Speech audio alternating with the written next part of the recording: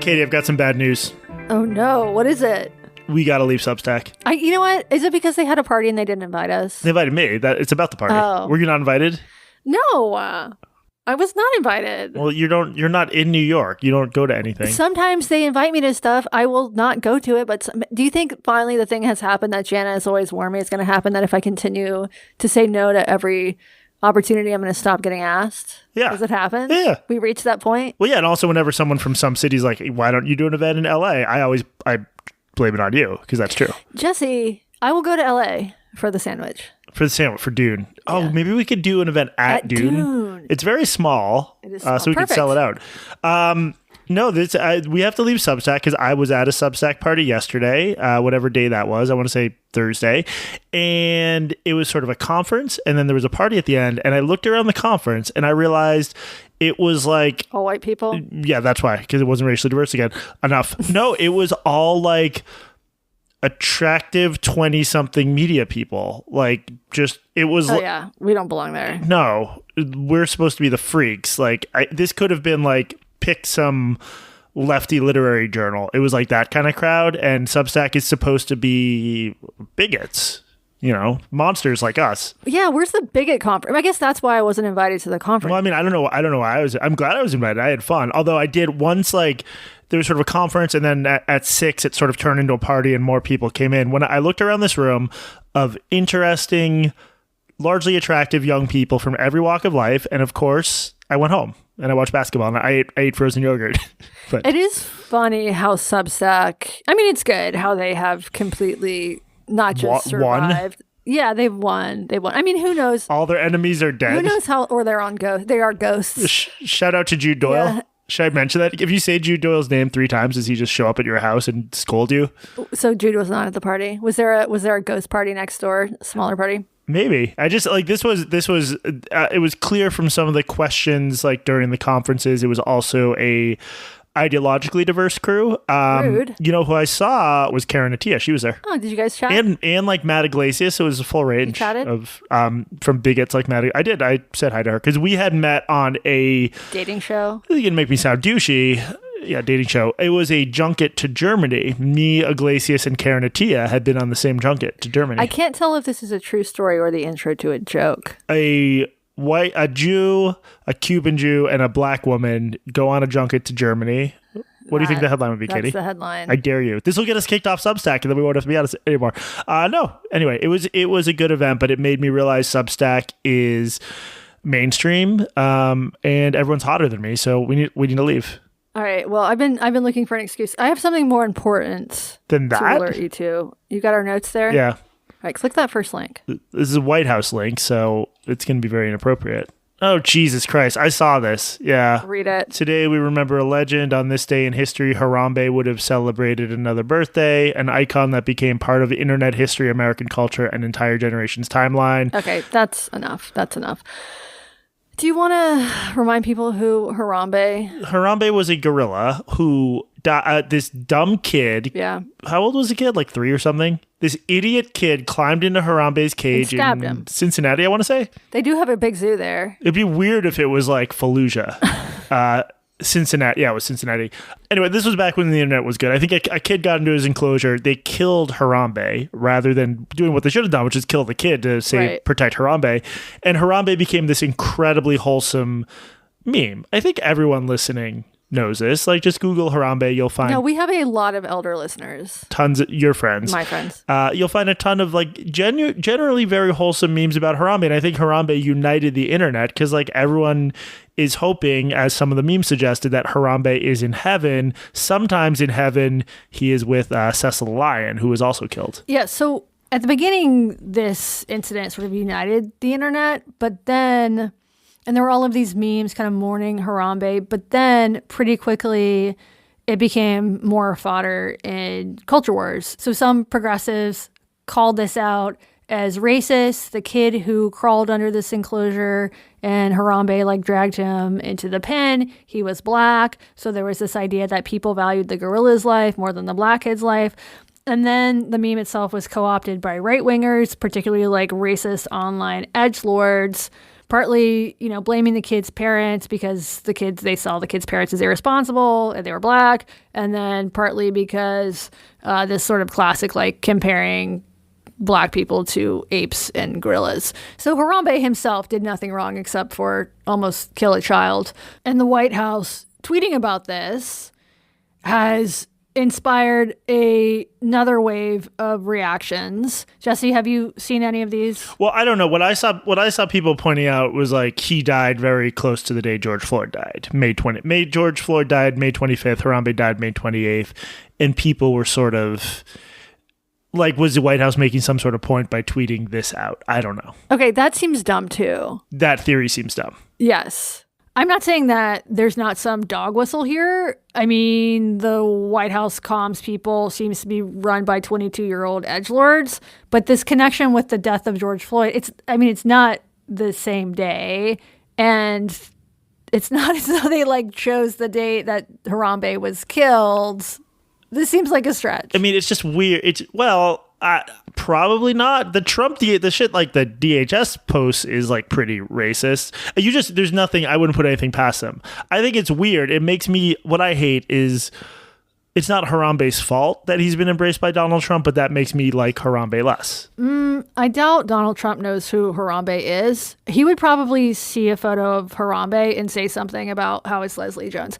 But this shows you just how online the White House comms people are. It's like the funhouse mirror image of who was the most online Democratic candidate? Who was the most like pronouns in bio? Listen to what the 22-year-old Tumblr users have to say. Harris, I guess. Harris was extremely online. I think Warren was extremely online. And in any of these cases, I just don't think that this speaks to normal people. And for some reason, I find this distasteful the same way for some reason I find MMA on the White House lawn distasteful. I just feel like there should be some fucking dignity in the office. Maybe this is my problem, but can we bring some dignity back? Two of the higher wattage people they had at this conference yesterday were Tim Miller and Pablo Torre gave a talk.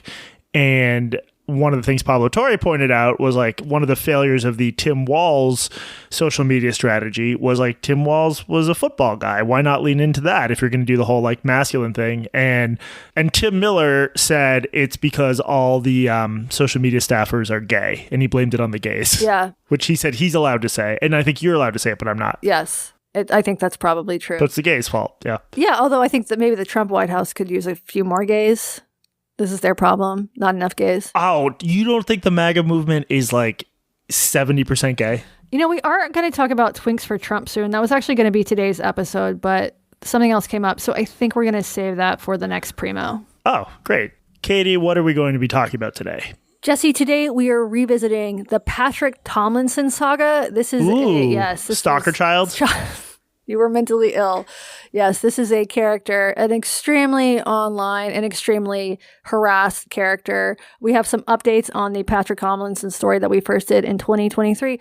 But before we get to that, can we do a little, I know it's not Pride Month yet, but can we do a little queer shit? Yeah, just this once. Okay, so a couple of Primo shows ago, we did an implosion about two sapphic venues. One was in Denver, one was in Philly. If you haven't listened to that, highly recommend it. But there are two somewhat related stories I couldn't squeeze into that episode, so I'm going to do it here instead. So in Pittsburgh's Millvale neighborhood, there's an establishment, or really two establishments, called Harold's and Mods. Harold's, formal name, Harold's Haunt, describes itself as Pittsburgh's haunted they bar. Yes, it's a non-binary bar. Are you listening to me, Jesse? A non-binary bar, which, if nothing else, makes the line for the women's bathroom shorter. And Harold seems like an interesting place. So, Jesse, I want you to read from their bar rules here. This is posted on Instagram. Bar etiquette. Help us keep Harold's tidy, safe, and legal by following these handy guidelines. Bring cash or start a tab. Don't snap, clap, big wave, or yell for the bartender. Bring your empties to the bar as you empty them. No poop knives. What's that? You don't know what poop knives are? No. Okay, I don't know what poop knives are either, but keep going. Don't puke on the babies. Okay. Look at the cocktail menu. We spent a lot of time on it. My guess is that the issue is that like you were bringing your own poop knife instead of using their bar-provided poop knife. Okay, that makes perfect sense. That explains it. Yeah. Yep. So recently, Harold's did something that proved to be a bit controversial in the non-binary community. So, Jesse, please read from this Instagram post. An update at the haunt. Starting on April 20th, Harold's will be implementing a recommended 2-item purchase minimum during all events. Swipe for more info if you want to. Okay, swipe. We've added some low-cost, fun, silly things to our menu so you can hit that recommended 2-item minimum without breaking the bank. Things like $2 gummy shots, $3 worm juice shots. Wait, do you see what a gummy shot is? Oh, $2 gummy shots. Literally a shot glass full of your choice of gummy candy from our gummy bar. That seems like a bad deal. Yeah. $3 worm juice shot, a shot of agave tequila, free if you get the shot with the worm in it. Great deal. $2 pickled eggs. For some reason at this bar where a lot of trans folks hang out, people really want pickle shit. With an X. Even more. Okay. Yeah. This is very standard. They're asking people to spend an extra $4 or $5 at the bar. And you might think that the they-thems who patronize Pittsburgh's, really probably the world's only non-binary bar, would be happy to support this community space, but not everyone appreciated the ask. So Jesse, please read this exchange. This is in the comments section on their Instagram. Harold's is literally a small business trying to survive while still offering a wide range of free low-cost events for queer folks. It's not unhinged to ask for community support, and they're clearly doing their best to be accessible by making a recommended minimum and offering low-cost options. Okay, that's enough. Read the response to this. Except money is the root of all evil, so why are they chasing it so hard? Yes. Okay. So people were upset that this small business was trying to stay in business. I will say most of the people commenting on this realize that it's completely reasonable to charge a nominal fee for people going to your events, particularly because apparently all the door money at these events was all going to performers, which is not actually standard. A standard agreement would be that the bar keeps some of the money, right, to pay for the event staff, things like that. But this came on the heels of another much bigger controversy at their sister business, Maud's Paper Wing Gallery. It's like a tchotchke shop for people who call themselves witches. So they sell zines and stickers and tinctures and tarot cards and books about abolishing the family. And if you're wondering why woo and witchery are so popular in the queer community, which doesn't exist, but you know what I mean, the answer is because I have discovered the answer after years of research. It's because queer people are followers, and one hot butch named Matt got a tarot deck like 30 years ago, and now all lesbians are into astrology. It's very unfortunate.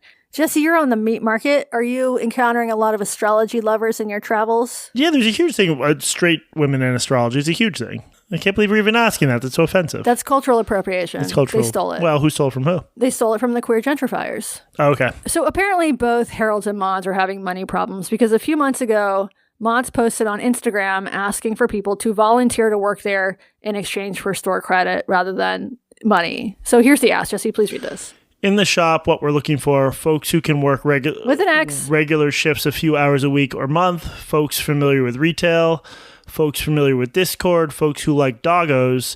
Tasks might include watching the register, inventory, filling back stock, tidying oop out of OOP. What's OP there? I don't know. Also, you will be required to occasionally pet Fred. Fred, I hope, is a dog, not a guy. So yeah. that would be incredible. He's not a gimp. Yeah. All right. So this does not go over well. People are very mad that this for-profit business, these capitalists, are asking for free labor. And there's so much pushback that Maud later posts this. Click this link. You may have seen our post the other day looking for people who might want to help out at the shop in exchange for store credit. Well, we fucked up.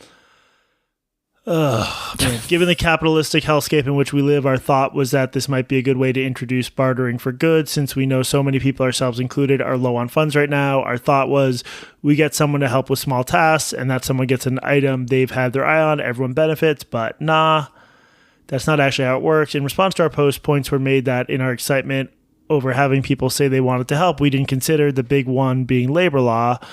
Our elementary school teachers would be so proud. Those legal safeguards were enacted to blah, blah. Yeah, it goes on. Yeah. It ends with this. We are incredibly grateful to everyone who has reached out looking to support us, not only by offering time, but also helping us learn and grow and be educated. We still want to find ways to bend outside of capitalism as much as is possible for a small business, but we're going to step back and take time to make sure we are doing so ethically. Thanks for reading. So, Jesse, what do you think? Is offering people store credit instead of cash exploitation? I mean, it would depend a lot on the context. I don't know what the law is. I don't I don't know. It made me think of The Park Slope Food Co-op. Park Slope Food Co-op, where you have to do a shift every so often. I mean, I would, for not just because of the recent stuff. There's so many reasons I would not join that place, but that's like a well-known aspect is, you have to do a shift every so often to be a member. Yeah, we're going to be talking about this on Monday at noon for our Primo listeners. I'm going to have a conversation about the co-op, the business there. There's this ongoing drama over BDS and Israeli products at the co-op. I listened to a 3.5 hour fucking meeting at like co-op board meeting online the other day. The login very generously provided to me by a member who listens to the show. It took them a straight up, like, no shit. It took them an hour to get to even the fucking land acknowledgements. This was the most, you would think something this like highly dramatic would be interesting. It was not. Anyway, we are going to talk more about this. But yes, there are some businesses where you pay a fee, you pay like a membership fee, and you exchange goods for either the privilege of shopping there or for a discount. That's actually pretty normal. For tax purposes, there's probably some particular designation. I don't know what that would be. But I also think, like, it's tough to be a small business. I guarantee you these people are not making money. And if somebody wants to volunteer to keep businesses like this alive in their community, it's fine by me. No one is forcing you to work the counter at the witch store. No. I've sort of changed my mind about this. Like, I remember in the early days of Kickstarter or GoFundMe, a queer bar where I lived at the time, they did a fundraiser to buy a new sound system, and they pitched this as this benefit to the community. And my feeling about it was like, I donate to you every time I buy an overpriced beer. Like, why are you, like, you're a fucking business, you're making money, why are you asking me to give you something for free? But I've softened my stance on that somewhat, just because I think I have a better understanding of profit margins and what it takes to keep a business open. And if people want to donate to a new subwoofer rather than like a dog with cancer, it's not like, who cares? Anyway, that's what's going on in Pittsburgh's non-binary scene. Thank you. Meanwhile, in Pittsburgh's S&M scene, there's another scandal. This one at the Sadomasochist and Leather Assembly of Pittsburgh, or SLAP. They've been holding a monthly party at a bar since July of 2025. And according to SLAP's own description of events, it was a, quote, space for leather freaks to gather and will all raise funds for the orgs and individuals we want to see survive. That sounds like an extremely fucked up version of Squid Game. A bunch of leather daddies voting on who lives and who dies. The event itself sounded strange. Quote, come early for a conversation between SLAP organizers and Pittsburgh Leather Legacy, including Mr. Pittsburgh Leather Fetish 2024. Stay late for music you can cruise, bruise, and bop to. Treat your leathers to a shine from this month's featured Boot Black. So it's a panel discussion / cruising event where you can get your boots shined. Nice. Very sexy. So SLAP's Instagram handle is 412cumslap. Jesse, please read this post from April 3rd. This is from 412 Cumslap. There's barbed wire. That's the border. Of course. What happened? We formed an organization which only included one black member. Internally, this created a structurally racist dynamic all too common, which put them in an unfair, unsustainable, tokenized position. White organizers fought each other over conflicting approaches to this problem at the expense of actually listening to their needs or ideas, worsening their experience and sapping the whole group's energy. Now, I very much wish I could tell you exactly what happened here. Unfortunately, I can't because I don't know. No one in SLAP is talking. I found one vague comment online from someone claiming to have worked with SLAP. This is also a black person who says, actually, there were 2 black organizers, and this statement erased her contributions. She says she helped create the flyer. She paid for stickers out of her own pocket, and she left the group because, quote, I saw these issues coming to a point, minimizing safety concerns at the bar events, lacking direction in embodying the manifesto, marginalized members' attempts to direct being labeled as divisive, and was also talked around when speaking about them in chats and meetings. This one really brings me back because it's so vague. Like, this was very much a characteristic of the 2020 era cancellations. Harm has been done, but no one will explicitly say what that harm was. Yeah. Maybe because the harm is extremely minor, and if you actually said what the harm was, everybody would be like, what the fuck are you talking about? And maybe that's not the case here. Maybe 412 Cumslap is truly racist, but I sort of doubt it because this is a part of that statement they put out. Jesse, read this. What steps have we taken towards accountability and repair? We've offered direct personal apologies where appropriate, and we offer an apology now to anyone reading who experiences this as a betrayal. We sent our black former member all our remaining org funds. Wow. after our website domain expense for the rest of 2026 in order to support their other projects. At their wish, we agreed to retire the Slap name and manifesto. So Slap is dead. Long live Slap. It disbanded. Do you think this is where Donald Trump got the idea for his J6 reparations fund? In a word, yes. Yes. Yeah, almost certainly. The timing lines up. All right, let's do housekeeping. We are a podcast. You can find us at blockchainreporter.org. If you go there, you can become a premium subscriber and you get all sorts of extra benefits, including the aforementioned chat between Katie and, are we saying her name yet? Yeah. Say her name, Lisa Selin Davis, Yep. Great local, well, not local journalist, but a journalist who is local, who will be talking to you about the Park Slope. Mm-hmm. I want to say slop. The Park Slope slop. The food co-op and the BDS stuff. Become a premium subscriber if you want to see that. If you want to listen to our extra episodes, you can also go to Apple Podcasts, rate and review us. Anything else, Katie? Before we get back to it, I wanted to mention one other thing that our listeners might be interested in. Friend of the pod, Megan Dom, she runs the Unspeakeasy. She offers private retreats. She calls them free speech vacations. These are off-the-record conversations about complicated, controversial topics, some of which we talk about on this show. I've been a guest speaker at a couple of these events. They're very fun. When I did it was all women, but she's now doing some of these co-ed. They're called Small Gathering, Big Ideas. This is now open for registration. This next one takes place October 19th to 21st in New York's Hudson Valley. Guest speakers include the author, linguist, and New York Times columnist John McWhorter, as well as Jungian analyst and podcaster/author Lisa Marciano. The retreat is limited to about 30 people, and there is currently an early bird special, so get in it now. You can go to theunspeakeasy.com to find out more. Okay, time to move on to our favorite stalker child. Yes, Jesse. For people who weren't around in 2023 when we did our 2-part Patrick Tomlinson series, who is Patrick Tomlinson? One of the most harassed and online and asking for it, wearing a proverbial short dress, people in internet history is Patrick Tomlinson. You can see his butt cheeks. You can literally see his butt cheeks, metaphorically. Yeah, so this was one of the wildest stories we've ever covered on this show. It was about a truly psychotic group of internet losers, and every time this subject comes up, I'm a bit nervous about speaking about them because, as you will hear, these freaks came after me personally. But these are the things we do in this podcast. I'm going to poke the bear. We make sacrifices. Some journalists go to war zones. We go to message boards. Which are type of war zones. Yeah. Yeah. So Patrick Tomlinson, he's a sci-fi author based in Milwaukee. He's written a bunch of books, mostly about space. None of them have made him particularly famous, but he has become, if not famous for his work, notorious for his posts and what his posts led to. And how did the Patrick Tomlinson age of discontent begin? Remind me what happened. Yes. So in September 2018, Patrick tweeted that Norm Macdonald wasn't funny. That's it. Huh. Was he wrong? Yes. Norm Macdonald was funny. And in that moment, Norm Macdonald was in the news because he had defended his friends Louis C.K., the man who enjoyed jerking off in front of his friends. Who doesn't? And Roseanne Barr. Well, if it was his friends, maybe it would have been less a problem. It was young female acquaintances / colleagues. Well, he asked. I know. If I asked you, Jesse, is it okay if I jerk off in front of you? And then Jesus you said Christ, yes, and then no. I did it. I would not say yes in this scenario. I think you would. No, I've got you'd your probably paycheck in pressure one me. hand. Yeah, exactly. You would threaten me.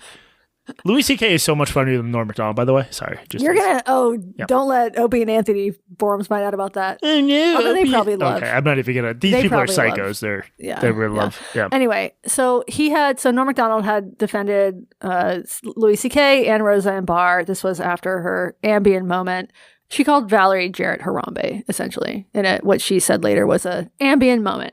So Norm Macdonald is being dragged online for this. It's 2018, and Patrick joins the pile-on. And this does, by the way, tell you something about Patrick's politics. He's very resistance lib, very blue sky, but this tweet didn't go viral or anything like that. At the time, like in the hours after it had something like 16 retweets, a few hundred likes.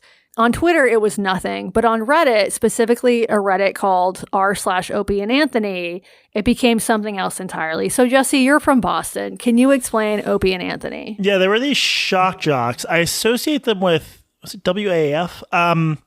Associate them with, do you know what WOW is? WOW? Is that a radio station? No, it's whip them out Wednesdays. Oh, yeah. That seems like something they would do. Yeah, and it's like whenever, you can definitely have conversations about, Me Too having gone too far, this or that, but this was like mainstream shock jock culture in the probably 90s to just be like, have a day where you would yell at women to whip them out. That's not great. Oh, I thought, funny. You thought it was penises? I thought it was penises. I thought it was like. Oh, well, things have changed. Me Too happened. Now, if anyone's whipping anything out, no, this was it was a day celebrating women whipping out their breasts in public. No, you don't whip out a titty. You whip out a dick. You don't whip out a titty. It doesn't even make any sense. Well, that's what they called it, Katie. Why don't you to get in your time machine and correct Opie and Anthony? Well, they were canceled in 1998 for the first time after they announced that the mayor of Boston had been killed in a car crash with a Haitian prostitute as an April Fool's joke. Then they moved to New York, and the show started to get even bigger. This was no defamation. This was WBCN, not WAF. And thank you. I just want to send one thing in the chat. In the chat? Not to interrupt you. In our notes doc. So that's a bumper sticker. Okay. Just describe it. Okay. This is a bumper sticker, W104.1 WBCN. Which was one of the best rock stations at the time. Wow, Opie and Anthony. So that's Why just are you sending me this? This is Whip 'em Out Wednesdays. Wow. Okay, so they had a sticker. That's how evil they were. We will not be putting this sticker in the show notes because we don't want to get sued by whoever took this photo in 1997. By Opie and or Anthony. They were actually canceled for a second time in 2002 because they had a stunt called Sex with Sam, where they would encourage couples to have sex in public. You know, maybe... What's Sam? Who's Sam? Sam Adams, obviously. Duh. It was sponsored by the beer company. So staff from the show would observe this. Wait, I'm sorry. Yes, Sam Adams was sponsoring this. You're joking. No, you're joking. No. You're joking. There's no way a beer company sponsored a public sex thing. They did. The most outlandish act or place that somebody had sex for Sam. You called it sex I'm sorry, for Sam. Sex for Sam. Oh, now it makes sense. There's no way a beer company sponsored. Look it up. Wow. Beer exec apologizes for sex show involvement. We got to include a link to this. It's Ad Age 2002. God, you're teaching me so much about my own. Does this make you think that maybe we did need social justice movements and maybe this was a corrective? That's what I was. Yes. That's what I'm saying. That's what I'm saying. For every Me Too's gone too far, you have a Whip 'em Out Wednesday. You have Sex for Sam, where the beer company. Yes, a beer company encouraging people to have sex in public, while a staff member from the Opie Anthony show would observe it and narrate it live on the radio, and then the winner of this contest would get a trip to Boston, retail value $26. What a prize. I know. So a Virginia couple was arrested for having sex in the vestibule of St. Patrick's Cathedral on Fifth Avenue, and this led to Opie and Anthony being fired from radio station WNEW in 2002. The Ad Age articles pay well, but the Post covered it too, them getting... Of course. Yeah. Okay, Me Too did not go far enough, is my new view. Yeah. So they were fired again. They pivoted to satellite radio.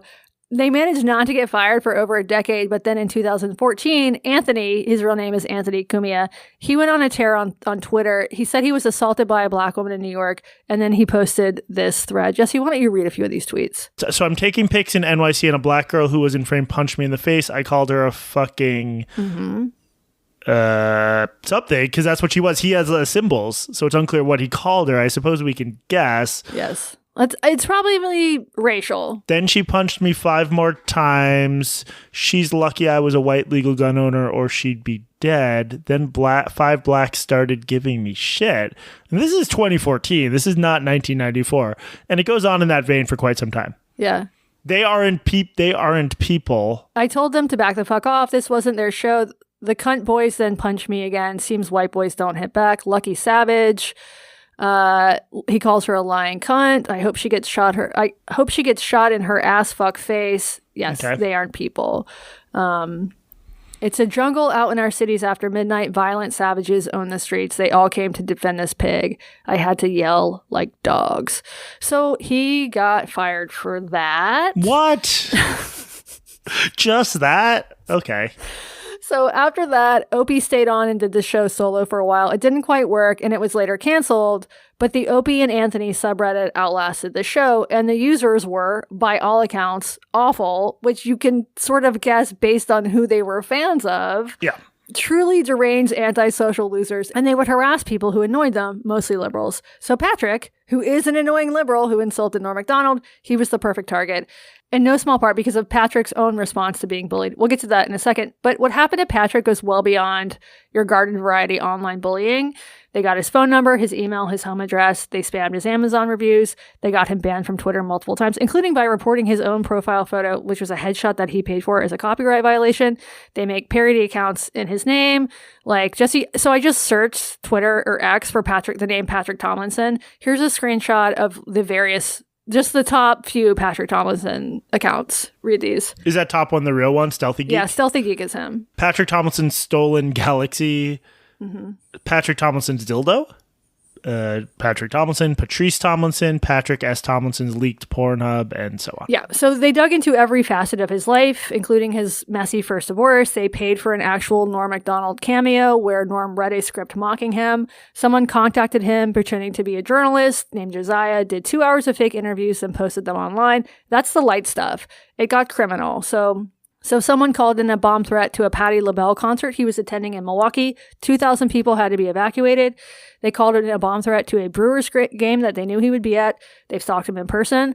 One guy flew from Boston to Milwaukee to film Patrick's house and then put video on YouTube, set it to the song Somebody's Watching Me. Another guy drove from Indianapolis to demand the staff at Patrick's regular bar where he hangs out. The staff tell them where Patrick lived, and he's been swatted dozens and dozens of times. So that means someone has called the local police department and said, the guy at this address is holding someone hostage or something like that. The local police show up in the middle of the night with weapons drawn. They've also swatted his family members, including his elderly parents. Here's a real highlight. In 2020, someone made a fake Craigslist ad using Patrick's name, his home address, and phone number, claiming he was giving away free pepperoni made from the bodies of African-American children kidnapped in his neighborhood. And that wasn't true. No, he did, but it was Italian children. That's the best pepperoni. 2 months later, a stalker filmed himself trespassing on Patrick's property and dropping pieces of pepperoni on the front steps. Then someone made a Tomlinson pepperoni commercial on YouTube selling pepperoni made from, quote, local Milwaukee urban young black meats. Okay. So they just enjoyed torturing this guy. Yeah. The original subreddit eventually got banned, but users migrated to a site called... This was the Opie and Anthony subreddit. Yeah. But users migrated to a site called onaforums.net. At the time we did our episode about him in 2023, there were about 250,000 posts about Patrick Tomlinson. The site has since moved. It's currently at onaforums.st, and Kiwi Farms looks like a gentle study group in comparison to this place. And unfortunately, Patrick is constitutionally unable to stop responding, and he has this very unfortunate habit of actually replying to his stalkers' tweets. Jesse, do you remember any of his catchphrases? Yes, he calls people like child, or he calls them stalker. And I think at this point, probably tens of thousands of times he's done this. You are mentally ill, child. You are going to prison, stalker. He'll just say these things over and over in response. He cannot stop. He calls people mentally ill. Criminal cyberstalker, you are going to prison. Enjoy prison. Your life is old. Oh, your life is over. And the trolls love this. And look, the guy is a victim, no doubt. I had my own unfortunate interactions with his stalkers. They are deranged loser fucks. But it is undoubtedly true that Patrick makes it worse by responding to it. And he completely denies his own role in perpetuating this cycle. Yeah, it's not his fault that he's a world historical figure for being targeted, but there's definitely things you can do at the margin to make it better or worse. And it's sort of the Will Stansel effect, but much worse. Yeah, and he has this tendency to get caught in small inconsistencies that his stalkers then pounce on. Like, he once said he'd never been fat when he obviously has been fat. Like, there's photos of him. He said he wasn't in debt. His debt is on the public record. He has a tendency to do things to hurt his own case. He's not the perfect victim. And the other thing I should say, and this is important, there's no conclusive evidence that the swats themselves originate at the forums. My guess is that, yes, one or some of his trolls are on the forums, and they've called these threats in or paid someone else to swat him, but that's pure speculation. They absolutely deny it. And in fact, they say it's Patrick swatting himself. And yeah, what evidence do they have for that again? Yeah, so at the time that we did the story in 2023, their main evidence that Patrick was swatting himself was a Telegram post from a guy who ran a swatting for hire service called Tour Swats. That post said, "I'm dumping the name of one of my most serial customers who scammed me $250. Hail Patrick Tomlinson." Patrick said, obviously, this was not him. And I do not think he is swatting himself. I listened to the audio of one of the swats. He was clearly very distressed, although it didn't help his case that he insulted the cops who showed up to his house. And he ended up suing the Opie and Anthony forum? Yeah, he did. And he lost, and he was ordered to pay the forum's legal fees. So he has to pay money to the owner of the site that destroyed his life. And, there are important free speech implications here. Still, it's really shitty for Patrick. Yeah.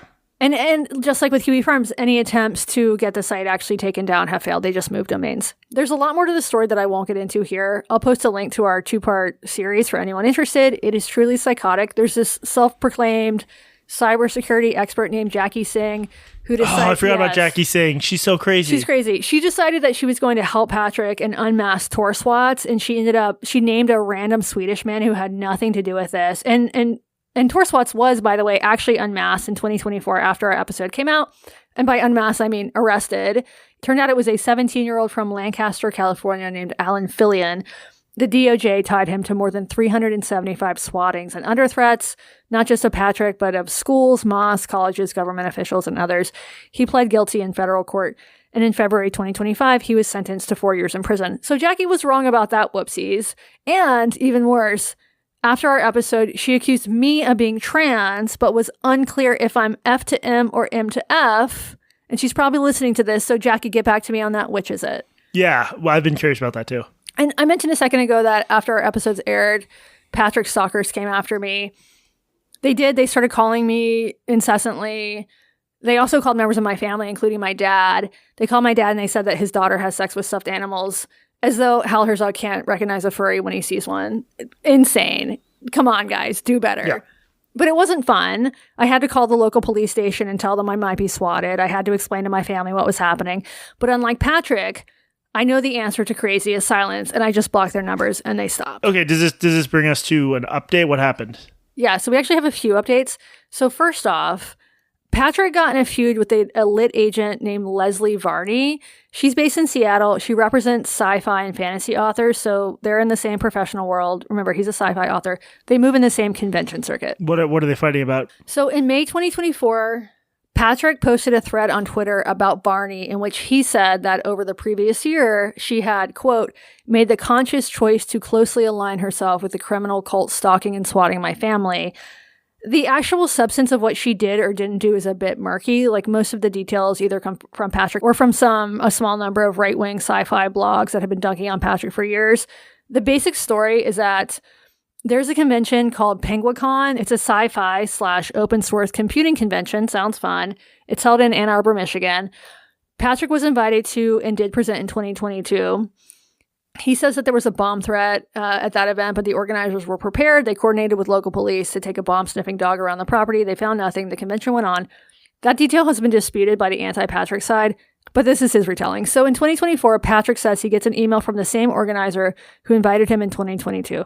Will you just read this passage? This is from a blog post he wrote on this. I was surprised and happy to receive an email from the person who'd invited me in 2022 asking about scheduling for 2024. The surprise quickly turned to confusion when they asked if I'd submitted a panel suggestion, alien crabs and dragonpox, how STDs are depicted in SFF and why we need more sex-positive representation.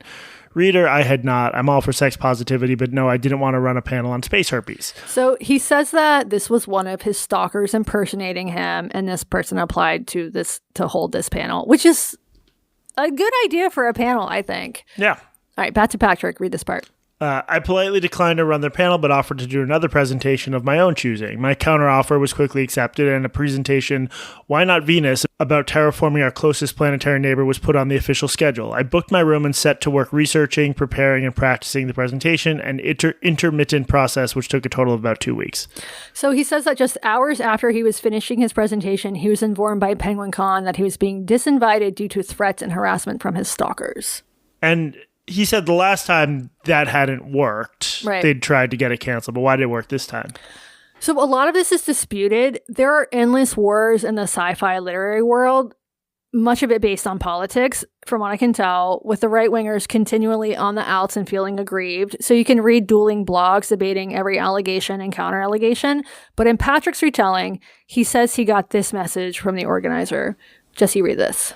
While we appreciate the time and effort you have spent in planning your attendance at PenguinCon this year, we must consider the threats of physical violence that have been made to our attendees this year in the context of prior events in which the public was put under threat in a way that, while initially no fault of your own, involved your incitement using violent rhetoric ahead of and during the event itself. He says he responded to them asking for examples of violent rhetoric, and a board member responded back. When we say that you use violent rhetoric, we can simply refer back to the feedback form from 2022 where you called all of us retards for having a mask mandate. In terms of incitement, the fact that you engage with your stalkers on social media is, in my mind, dangerous and fuels their desire to be bold and violent. It doesn't sound like he would call someone a retard. No, it would be very off-brand. He is a social media justice warrior. He does not use the R slur, and he willingly masks.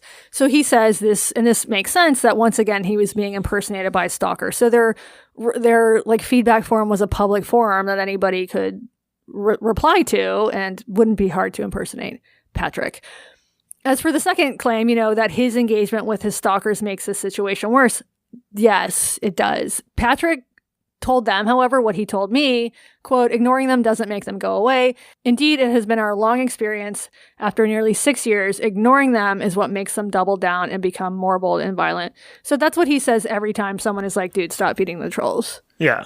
Which is like sort of a cop-out. Like, I don't think he's ever actually stopped. He responds to them so often, yeah. Yeah, I mean, like, at one point, someone, after we did our show, one of these fuckers got my phone number and put me on a text thread with Patrick and starts spamming me and Patrick with text. And he fucking responds to every one of them. Oh, Jesus. You are mentally ill child. You are going to prison, child. To text, yeah. Just block the fucking number, dude. Just block the number. Anyway, according to his retelling, the conference was targeted by Patrick's stalkers, who went directly to the conference faking concern about him. The conference took these fake concerns seriously and banned Patrick, and then, of course, the stalkers celebrated. I'll post a link in the show notes to his blog about this if you want all of the messy details. There's a lot. So where does the Leslie Varney person come into this? Okay, right. So she's an odd character. She's a middle-aged woman, professional, a liberal who has, yes, actually aligned herself with Patrick's stalkers. How did that happen? Okay, so according to her, and I'll post a link to her explanation, this started when she replied on Twitter to someone Patrick claimed was a stalker. He had a little shit fit about it, and then she got an email from someone claiming to be Patrick. Jesse, can you read this? This is something that she posted. That night, our website received a message ostensibly from Mr. Tomlinson saying that I was harassing him on Twitter and that he would sue the agency and me individually if I didn't stop. Now, I admit I was not as informed in troll tactics as I am now, and it didn't occur to me that it might have been someone else. I did reply to Mr. Tomlinson's email, which was included in the message, and which I verified via Mr. Tomlinson's personal website. I never heard back, so again, it didn't occur to me that it might not have been him, or I would assume he would have contacted us about the confusion. Could this message have been sent by someone else? Yes. Is it probable it was sent by someone else? At this point, I would again say yes. Could it have been sent by Mr. Tomlinson? Yes, of course. I will say that whether it was him or not, the voice seemed quite similar to his Twitter posts. I find that sort of confusing. She's like, yes, it could have been someone else, but also it could have been him. It was probably not him. It was probably... Yeah, probably not him. Yes. There's a long documented history of him being impersonated and people doing exactly this sort of thing. So that was the beginning. And after PenguinCon, Leslie Varney emailed the organizers this. I'm writing to see if there will be clarification on the situation with author Patrick Tomlinson. I'm sure you're familiar with many of the tactics that surround Mr. Tomlinson, and perhaps with an understanding that he is without blame for his situation, but I want to assure you that this isn't the complete picture. I encountered Mr. Tomlinson first last June when he and another author took offense that I didn't immediately believe their account of harassment, and I communicated with their supposed terrorist stalkers. These are just two examples of the hyperbolized language they used. For me, they used words like wicked, moron, mouth breather, evil, imbecile. Since that time, Mr. Tomlinson... At least he didn't call her child. Exactly. Since that time, Mr. Tomlinson and his associates have attacked me mercilessly on social media, up to and including a death threat from one of his associates, much to the expressed entertainment of Mr. Tomlinson. During this drama, I received messages from several other people who had faced the same treatment, and it didn't take a genius to notice they were all women. You know what? I'm going to guess that the people who were messaging here were probably not all women. I think that Patrick's stalkers tend to not be women. I think they're men. In fact, I had originally called Mr. Tomlinson and his fellow author out on the misogyny and homophobia they expressed openly or supported quietly, especially in light of their accusing faceless attackers of being raceless and homophobes. Anyway, this is all a long-winded request to know if I can look forward to attending Penguicon in the future, knowing he won't be attending. I've been considering how to bring the subject up to the WorldCon 2025 committee since I know he plans to attend, and I'd appreciate knowing if I can point to your decision as a precedent. Thanks in advance for any help you can provide, Leslie. Okay, so Leslie posts this on Twitter, and at first it was sort of confusing because she posted this and it wasn't clear that she sent this to them after the conference. And so there's one sci-fi blogger in particular who thought that she sent this to the conference and that's why Patrick was banned from the conference. This was sent after the conference, but she was trying to get him banned from future conferences. From future conferences, right. Yeah. And she says she's going to bring this up to the WorldCon 2025 committee. She seems to be saying she feels unsafe in his presence. And WorldCon 2025, this is a big convention. That's where the Hugos are awarded. So the feud escalates from there. Patrick and Leslie continue to lob insults at each other online. And the next year, 2025, it is not Patrick who gets banned from WorldCon. It is Leslie. Why? Why did she get banned? We don't entirely know. They haven't commented, but it was held in Seattle that year. So this is her hometown con. By her own explanation, this is posted on a subset called Freedom Pulse. It was either anti-Semitism or the work of Patrick Tomlinson. Well, did they explain why? No. What was their, okay, the con didn't. Your registration has been canceled. Huh, okay. So this is a minor plot point in the larger Patrick Tomlinson scandal, but I do think it speaks to his ability to make enemies. He and Leslie Varney are politically aligned. They're both shit libs, but he's so defensive, he basically drove her into the arms of his truly deranged enemies. And I'm not trying to excuse her behavior. She's an adult acting like an edgelord online. She is becoming one of these stalkers herself. So, Jesse, click this link. I searched her X account for Patrick's name. Just look at how many tweets. Read a couple of those. I can't. I'm locked out. I can't see anything yet. Oh, that's right. Shit. Okay, I will do it for you. Here's one. Foolish, foolish man. I am of the firm belief that Patrick has a histrionic personality disorder, the causes of which are authoritarian parenting and childhood trauma. She seems pretty obsessed. Yeah, Patrick secretly admits to being a Trump supporter. There's dozens and dozens of these tweets. The whole thing it makes them both look fucking terrible. She does seem like quite a weirdo, though. Yep. Okay, next update. So I just mentioned that Tor Swats, so this was the 17-year-old Alan Fillion. He pled guilty in 2025 and was sentenced to 4 years in prison. Around the same time, a Romanian man named Tomas, you speak Romanian, Jesse. How do you pronounce his name? No idea. Tomas Zabo. He was extradited to the U.S. in connection to these crimes, including swatting members of Congress, cabinet officials, and federal judges. He was apparently the ringleader of this swatting network, and in April 2026, he was also sentenced to 4 years in prison. There's another case still pending. The perp in that one is Serbian. So Tor Swats was not a lone wolf, and while Patrick said that the arrest of Tor Swats and the others was the first time he and his wife got a decent night's sleep in years, unfortunately, arresting these 3 didn't actually stop the swatting. So right after Fillion was arrested, a new Telegram channel called Tor Swats Returns popped up. Whoever was running it was selling swattings for $40 a pop with a returning customer discount. And also, you could swat Patrick Tomlinson for free. Well, it's crazy that they can just do that stuff right out in the open like that. I guess that's the point of encrypted communications platforms. Yes, but we do have a better update for Patrick. So in 2024, he filed a civil rights claim against the Milwaukee Police Department, and he named 20 police officers in his suit. His argument was that the Milwaukee Police Department knew he was being swatted and yet continued to show up at his house, weapons drawn. His claims against the individual officers were dismissed due to qualified immunity. There should be a movement against that. Huh. I'm gonna start that. That'd be a really good idea. Yeah. But his suit against the city was allowed to proceed, and in early May, just a couple weeks ago, he and his wife settled with the city for $575,000. It's not finalized, but that's the number that the city attorney recommended. Okay, so they gave him, he got money. He got money. For all the shit he'd been through. Yeah, so this was reported by the local CBS station. Let me just read you a quote from them. For years, Tomlinson begged for MPD to flag his address for any future calls, telling us it has led to deaths. People have been killed this way. Court documents show police often agreed. On one call, an officer said, "Luckily, we already kind of know this is an ongoing thing because if we didn't, this could end with the guy dead." one officer sent a memo asking that the home be marked as a slaughterhouse in MPD's dispatch system. A supervisor declined. So they never flagged Patrick's house. They didn't properly train their police officers. And now Patrick is getting a big fact check, which, of course, is big news on the ONA forums. Yeah, they're probably not going to like that. But good for Patrick. He finally had a victory. He should take the W. Although I think he probably has to take that money and pay a significant portion to the owner of the ONA forums. So maybe they will like it. Yeah, true. Katie, thank you for that. I continue to know far more about Patrick Tomlinson and his deranged stalkers and this new weird obsessive than I ever could have hoped to. But yeah, this has been Blocked and Reported. As always, we are produced with help from Jessica the 80s Baby. Thank you for listening. Bye. Bye.